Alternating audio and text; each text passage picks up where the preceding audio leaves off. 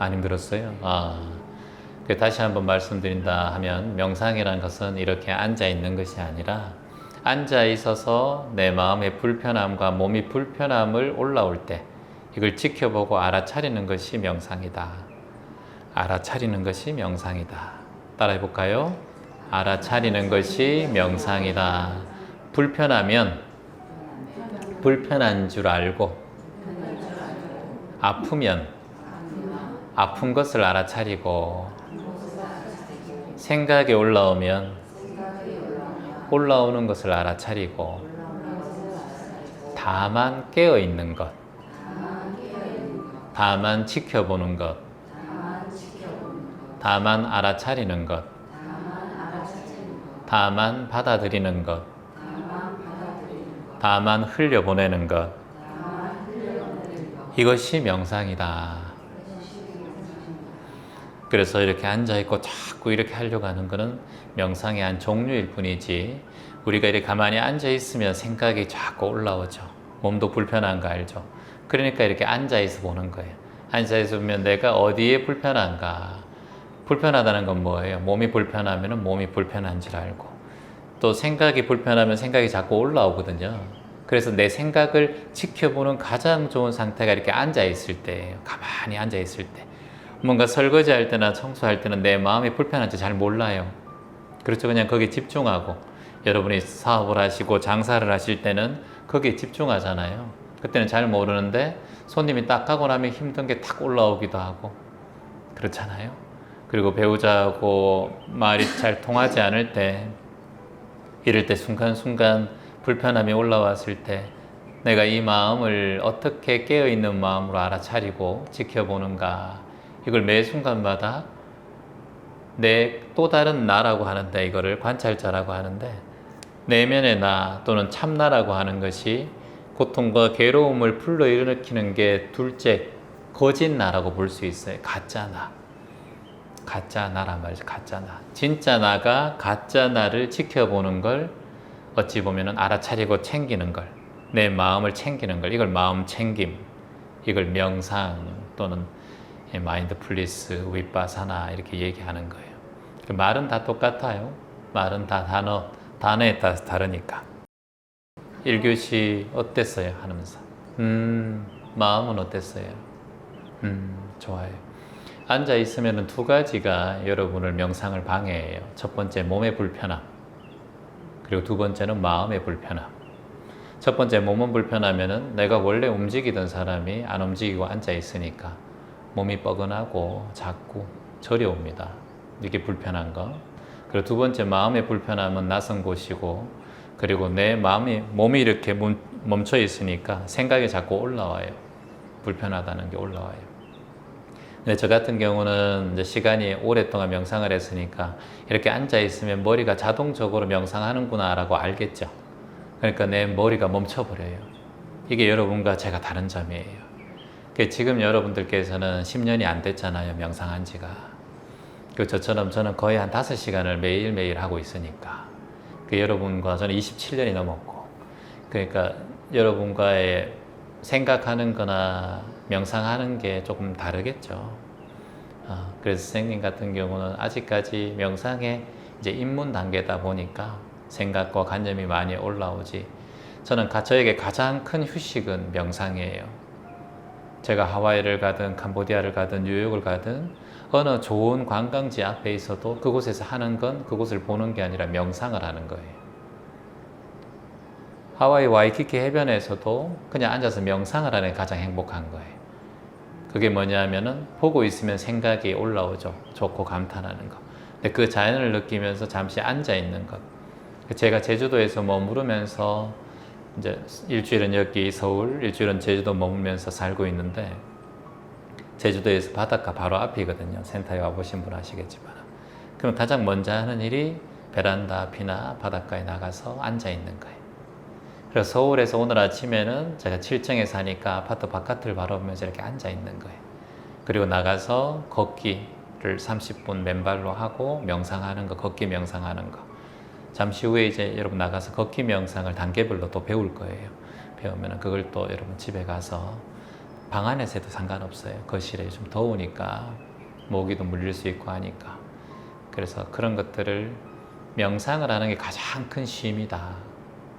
어느 곳에 가서 눈은 편할 수 있고 귀도 편할 수 있고 좋은 소리를 들을 수 있지만 여러분이 관광을 하고 딱 집에 들어오면 녹초가 되잖아요. 피곤함을 느끼죠. 여행 갔다 오면은. 그게 왜 그러냐 하면은 여러분의 마음이 쉬지 못해서 그래요. 마음이 항상 들떠 있어요. 여행 가면은. 그러면 에너지가 막 올라와요. 낯선 곳에 가고 하면 흥분되잖아요. 맛있는 거 먹고. 그 몸은 즐겁죠. 맛있는 걸 먹고 눈은 즐겁잖아요. 마음도 여러분들이 즐겁단 말이죠. 즐겁고 이제 그게 행복인 줄 아는데 딱 여행 뭐 한 5박 7일 갔다가 돌아오면 그때부터 엄청난 여행 후유증이 또 내 몸에 와요. 근데 명상하고 깨어있는 사람들은 여행 중에도 쉼을 가져요. 다니면서 똑같이 해도 거기에서 쉼을 순간순간에 가져요. 여행 갔다 와도 여행 후유증 같은 게 없어요. 이게 여행, 명상을 하면 좋은 점이에요. 그래서 스티브 잡스나 빌 게이츠나 오프라 윈프리나 마크 저크버그나 존 레논, 마이클 조던, 록펠러, 세계적인 재벌 록펠러 이런 일이 많은 사람들은 항상 명상을 했어요. 일이 너무 많으니까 명상을 통해서 순간순간 일 속에서 휴식을 찾아가는 것. 그래서 명상을 하는 거예요. 명상은 종교와 전혀 무관한 거니까 여러분이 이렇게 아시면 돼요. 우리나라는 명상에 대해서 아직까지 잘 미신적이다, 종교 같다 이렇게 생각해서 명상에 대해서 좀 거부감이 있는데 그렇지 않습니다. 기독교가 제일 창대해 있는 곳이 유럽과 미국 같은 나라잖아요. 명상센터가 명상하는 사람이 거의 너무 많아요. 유명한 사람들이나 기업가들은 명상을 안 할 수가 없어요. 나이키, 구글, 마이크로소프트웨어 뭐 여러분 아시는 대기업들은 세계적인 1위 대기업들은 다 명상센터를 회사에서 운영을 해요. 그래서 그 사람들 직원들의 힐링을 위해서 왜냐 명상센터를 만들고 명상을 하면 직원들에게 돈이 안 들잖아요. 여러분들 뭐가 먹이고 여행 보내고 보너스 주면 돈이 들지만 명상센터를 차려놓고 명상을 하라 그러면 돈이 안 들어요. 돈이 안 드는 대신 가장 효과는 좋아요. 여러분도 집에서 홀로 하면 돈이 들지 않잖아요. 헬스 트레이너한테 배워야 되고 요가원에 가서 배워야 되고 그런 게 아니잖아요. 여기는 여러분들이 기본적인 이 느낌을 체험하러 오셔서 이제 내가 하면 되는 거예요. 이해되시죠?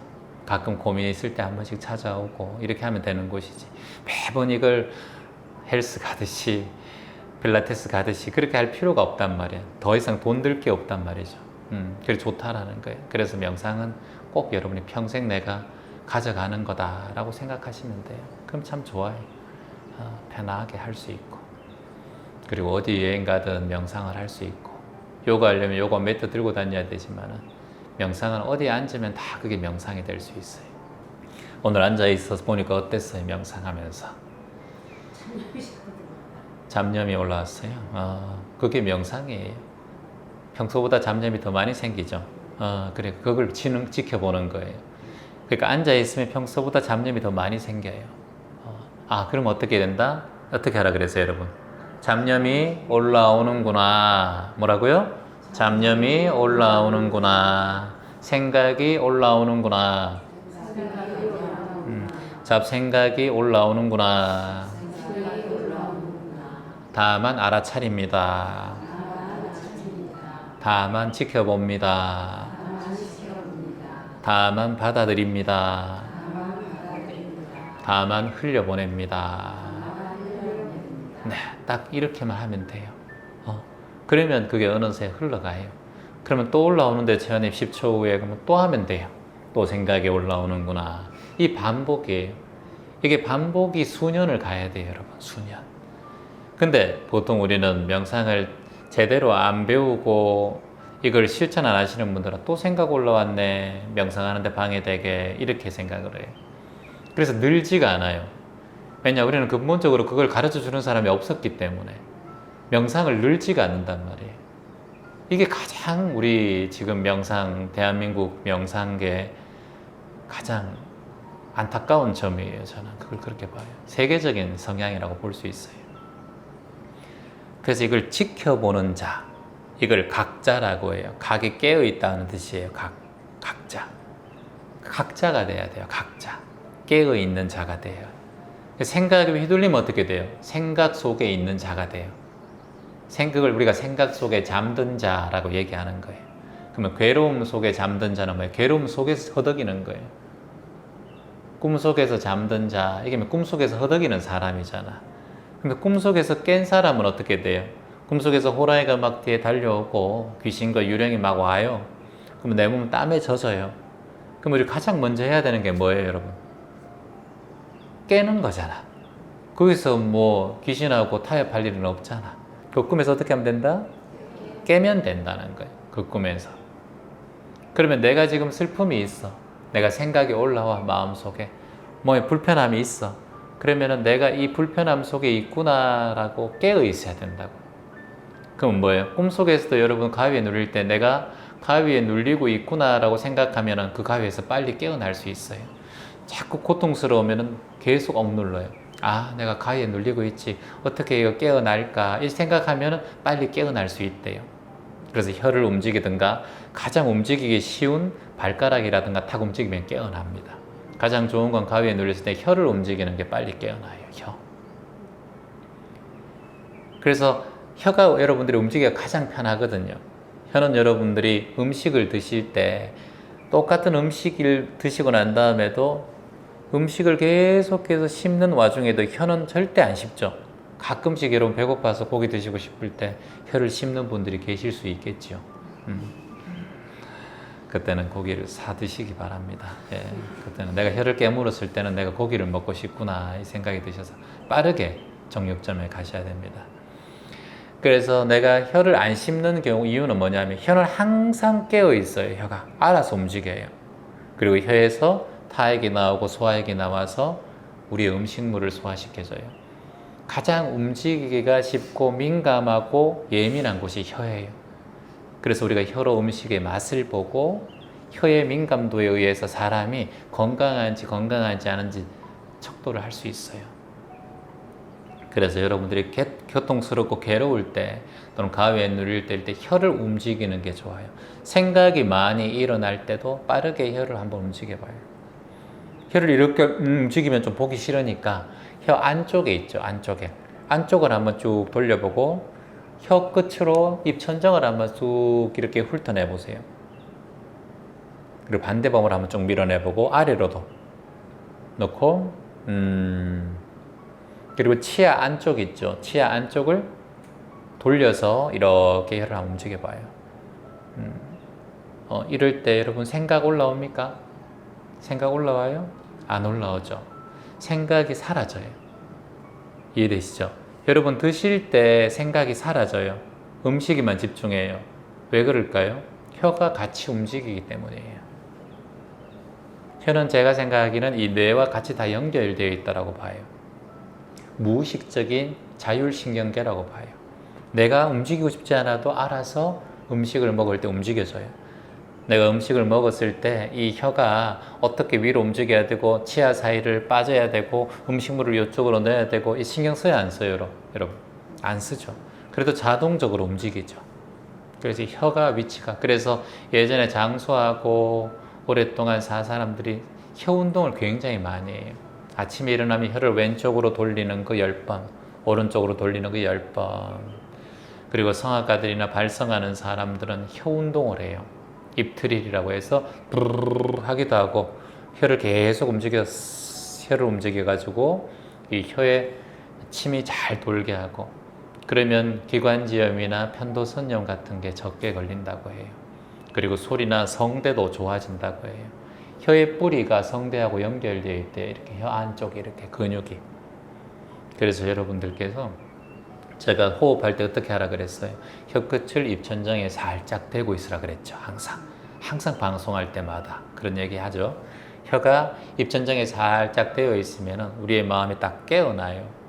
그리고 입천정 위쪽에 가장 우리의 뇌와 연결되어 있는 신경계들이 잘 붙어 있대요. 그럼 뇌가 항상 탁 깨어 있는 마음으로 있을 수 있어요. 그래서 저는 평상시에 항상 말할 때 말고는 혀가 입천장에 살짝 붙어 있어요.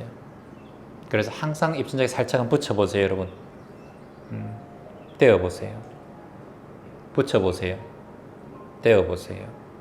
붙일 때가 훨씬 더 정신이 명료하게 돼요. 딱 올리면, 딱 떼어보세요. 떼우면 이렇게 돼요. 느껴져요? 맞아요. 여러분이 수시로 혀를 많이 움직이면, 혀를 위천장에 살짝 붙이면 여러분의 얼굴도 위쪽으로 올라가요. 근육이, 안면 근육이. 내리면 어떻게 돼요? 툭 쳐져요. 그래서 동안의 얼굴이 가장 많은 분들이 하시는 게 리프팅이잖아요. 얼굴을, 미소를. 그리고 혀끝을 올리면 미소가 지어져요. 자연스럽게. 내리면 입이 쳐져요. 입꼬리가 쳐져요. 그래서 여러분의 얼굴에도 동안의 비결이 될 수 있어요. 혀 운동이 그만큼 중요해요. 혀가 탄력적이면 탄력적일수록 얼굴도 탄력적으로 바뀌어요. 그래서 항상 이 혀 운동 가만히 있으면서도 이렇게 한 바퀴 돌리고 하시면 좋아요. 정말 많은 곳을 찾아다녔던 것 같아요. 사실은 이제 소문을 듣고 여기저기를 다녀봤을 때 그게 체득화되고 삶이 되는 사람들을 별로 보지를 못했어요. 그리고 이리저리 수개월 동안 또는 수년 동안 많은 곳을 마음 공부와 이제 영적 공부 또는 내가 누구인가, 이 삶에 나는 왜 태어났는가, 우리가 살아가면서 이걸 생각한다는 게 참 성숙된 마음이에요. 우리는 항상 그냥 태어났고 이렇잖아요. 재환님 오셔서 어떤 분이 우리는 왜 태어나는 겁니까? 이렇게 물어요. 그럼 제가 이렇게 얘기하겠죠. 태어나는 데는 이유가 없다. 당신이 지금 왜 태어납니까? 라는 그 질문의 이유는, 내가 왜 태어납니까? 라는 이유는 살아보면서 찾아가는 것이다. 근데 당신은 지금 태어난 이유를 묻고 있지 않느냐. 태어나는 데는 이유가 없고 그 이유를 찾아가는 것은 인간의 여정, 삶의 여정 과정이다. 다 다르다. 얼굴 생김새가 다 다르고 머리카락의 굵기도 색깔도 다, 얼굴의 생김새도 다 다르듯이 우리가 살아가는 것은 다 태어나는 이유가 나는 다르다고 본다. 그것은 살아가면서 찾아가는 과정이다. 우리가 남매가 파랑새에서 파랑새를 찾아야 된다 그래서 파랑새를 찾아 나서잖아요. 파랑새라는 책 속에서. 결국에는 아무리 찾아고 파랑새 찾아도 없으니까 집에 피곤한 몸을 여행을 다 끝마치고 돌아와 보니까 집에 앉아있는 그 새가 파랑새였다. 근데 와, 파랑새다 하는 순간, 새장을 여는 순간 그 파랑새는 다시 날아가 버렸다. 그리고 우리가 살아가면서 태어난 이유를 찾는 게 아니라 태어났기 때문에 나는 여기에 존재할 이유가 생긴 거예요. 그러니까 왜 태어난 게 아니라 태어났기 때문에 살아갈 이유가 있는 거예요. 근데 우리는 그거를 자살하기도 하고 포기하기도 하고 그러잖아요. 그 이유를 찾기도 전에. 근데 결국은 파랑새가 내 안에 있다라는 건 뭐예요? 생로병사를 다 내가 행복을 찾아, 뭔가 돈을 찾아, 성공을 찾아 막 헤매고 있다가 결국에는 아무것도 아니구나. 돈도 벌어보고 성공도 해보고 사랑도 해보고 이렇게 다 해보고 난 다음에 이제 나이가 들어보니까 이게 행복이었네. 전체 살아온 자체가 행복인데 사실은 그게 여정 자체가 정답인데 답이 없네. 인생에는 죽음밖에 없네. 이렇게 생각하는 순간 집에 와보니까 파랑새가 있다는 건 뭐예요? 이게 내 행복이었구나. 살아온 환경과 삶의 여정이 행복이었구나. 근데 그걸 딱 알 때쯤이면 뭐예요? 파랑새가 날아간다는 거예요. 뭐예요? 이제 며칠 안 남았다는 거예요. 죽음이. 늙었다라는 거예요. 우리 그런 어리석은 사람은 되지 말자. 과정이, 선생님이 이곳저곳 마음 공부를 하러 스승님들을 찾아다니고 했던 그 여정 자체가 행복이었어요. 사실은. 그래서 눈을 뜨고 또 어찌 보면 이곳까지 인연이 돼서 찾아오시게 된 계기가 된 거고, 내한테 본래 있었구나. 내한테 진짜 진리는 내 마음 안에 있었구나. 행복의 원인과 행복의 조건은 다 내가 가지고 있었구나. 두 다리가 멀쩡해서 이곳저곳 스승님을 찾아다닐 수 있는 마음들. 내 눈이 있어서 그 사람들을 볼 수 있었던 거. 내 귀가 멀쩡해서 장애인이 아니어서 그분들의 본문을 들을 수 있었던 거. 이게 다 행복의 과정이었구나. 너무 감사하구나. 애써온 나야 고맙다. 너에게 이런 마음의 여정을, 이 삶 속에 여행을 준 게 너무나 감사하구나. 이보다 더 큰 행복이 어디 있었나. 돈 벌려고 아둥바둥 살려고 했던 그 마음이 아니라 마음의 평온을 찾아 진리의 문답을 찾아서 이렇게 여정을 준 나에게 감사하고 고맙다 나야. 이렇게 하셔야 돼. 앞으로. 그걸 알기까지 이곳에 오신 거예요. 그 선생님 자체가 나를 스승으로 삼아라. 이게 한 글자로 말한다면 자등명이에요. 뭐라고요? 자등명. 스스로 자자. 등불 등. 명은 밝다는 거. 스스로 등불, 내 등불이 밝다는 걸 항상 알고 지켜보라는 거예요. 그게 조금 어두워지면 다른 별의 빛을 받으면 돼요. 여러분이 저기 하늘에 떠있는, 우주에 떠있는 별들이 스스로 빛나지 못해요. 다 서로 비추어져야 빛을 반사해서 우리 눈에 보이는 거예요. 나는 스스로 빛나는 존재이기도 하지만 같이 옆에 있으면서 더 환히 비춰주면 더 빛나는 별이 될 수 있어요. 지금까지 돌아보고 헛걸음했다가 아니라 많은 수업료를 내고 이렇게 활동했지만 나에게는 빛을, 때론 가다가 보면 긁히기도 하고 상처가 나기도 하고 좋은 글씨가 새겨지기도 하는데 그 또한 나를 빛낼 수 있는 빛의 순간이었구나 라고 하면 이제 스스로 선생님은 빛나는 사람이에요. 너무 잘하셨어요. 그동안 수고하셨습니다. 나야 고맙다 이렇게 해주셔야 돼요. 20일에 제가 저기 책자 썼으니까 힘든 마음이 있어가지고 명상센터를 찾아갔는데 우연히 갔다가 이게 맞을까 싶어서 유튜브에 명상을 쳤더니 선생님이 보셨어요. 그래서 시작하게 됐어요. 잘 오셨어요. 명상은 충분히 혼자 배워도 괜찮아요. 예전에는 좀 혼자 배우면 안 돼요. 왜냐하면 예전에는 유튜브가 없었기 때문에 배울 데가 없었어요. TV에 명상 프로그램 자체가 없었기 때문에. 그리고 또 어디 불교 템플스테이 같은 데 가서야 배울 수 있는 곳이기 때문에. 저희 기점 명상은 매년 불국사에서 2회 템플스테이를 불국사에서 초청을 해요. 그래서 제가 가서 오시는 분들의 템플스테이를 가르쳐줘요. 1박 2일 동안. 그 프로그램도 나중에 있으니까 종교와 관계없이 많은 분들이 오셔서 배워요. 불국사에서 가르쳐 드리는 명상이나 제가 여러분에게 지금 방송을 통해서 하는 명상이나 다르지 않아요. 저는 여기서 여러분에게 여러분 시간과 돈을 들여서 이렇게 오시지만 제가 유튜브에서 하는 거나 다른 게 없어요. 다만 다른 게 하나 있다면 여러분의 실생활 속에서 필요한 걸 제가 이렇게 명상 처방을 해주는 건 다르겠죠. 여러분들 얼굴을 직접 보고 하는 거랑 또 다르겠죠. 온라인으로 하는 거랑. 그건 좀 다르지만 그 정보에 대한 깊이는 다르지 않아요. 다 저는 그냥 온라인에 오픈하기 때문에 누구나 와서 보고 듣고 할 수 있도록. 그게 제 가장 기본적인 마음의 가짐이에요. 돈을 줘야 명상을 배우는 게 아니라 그냥 누구나 다 볼 수 있다. 이것도 제가 27년 동안 그거를 어떤 분들에게 스승이 있어서 배운 게 아니라 종합적으로 공부해보고 난 다음에 느낀 걸 올리는 거기 때문에 제 경험이기 때문에 저는 이걸 복을 짓는 일이라고 생각을 해요. 누구나 다 볼 수 있잖아요. 선생님이 보셨듯이. 처음에 수련원이나 명상센터를 찾아가서 월 회원을 끊고 연회원을 끊고 어떤 때는 또 평생 회원을 끊고 그렇게 하는 거는 그분의 어떤 여유가 되시면 그렇게 하시면 되고 시간적 여유나 돈의 여운이 되시는 분들 하시면 되고 그렇지 않은 분들은 유튜브를 통해서 충분히 할 수 있습니다. 그래서 다 오픈되어 있으니까 그 기점 명상의 영상이나 명상은 세계에서 제일 많아요. 명상의 내용들이 제가 전 세계를 다 훑어봤기 때문에 명상에 대한 내용은. 그래서 제가 배운 거를 거의 7년 8년 동안 거의 데일리로 이 영상을 올리고 있기 때문에 여러분에게 도움이 많이 되실 거예요. 다 무료로 볼 수 있으니까요. 오늘 체험하시고 가셔서 편안하게 집에서 하나하나 보물상자 여는 느낌으로 하나하나 보시면 재밌어요. 여러분들 그냥 계속 보시면 돼요. 가끔씩 이렇게 얼굴도 보면 좋고 선생님 얼굴 보면서 잘 오셨어요.